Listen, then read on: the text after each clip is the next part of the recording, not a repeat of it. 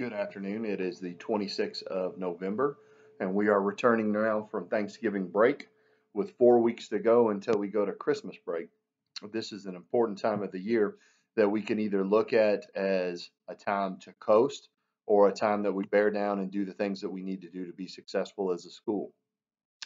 I would encourage you to approach the next 4 weeks the same way that we approached the first 4 weeks of school and absolutely put forth our best effort and do our best in the classroom, the hallways, and then in any athletics or activities that we all do.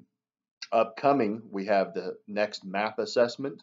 We'll be giving this to every student, grades 6 through 11, as we did earlier in the year.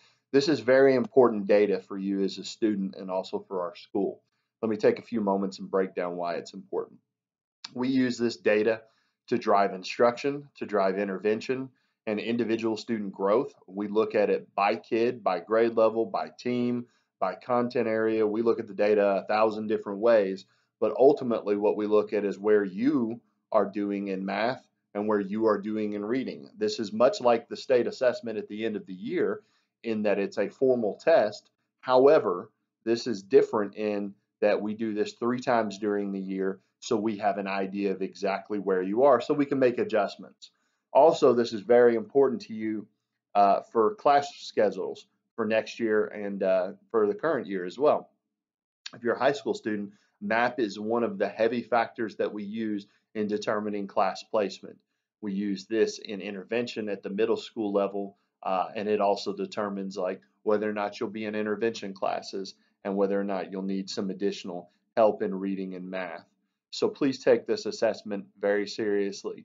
Do not click random answers. The test will tell us if you do. What you need to do is when it's your turn to sit down and reading and math is give it your best effort.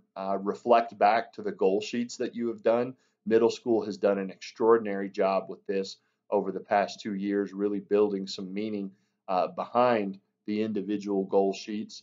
And I think we're almost to the point now where I could ask almost any student on the middle school side what their MAP score is and what that means. And we'll get there for the whole school over the next year. But once again, this is coming up, and the MAP assessment is very important.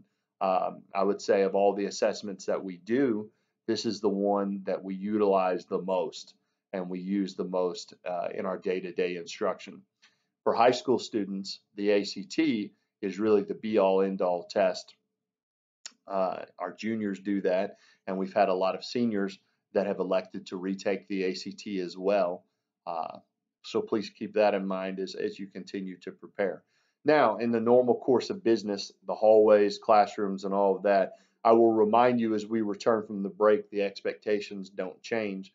You need a hall pass to be in the hallway, and you can't have a hall pass in the first 10 minutes or the last 10 minutes of class because we hold those times to be the most important. I will remind you cell phones do not have any place in a classroom, and you're welcome to have them on the high school side, during lunch and such, but they have no place in classrooms.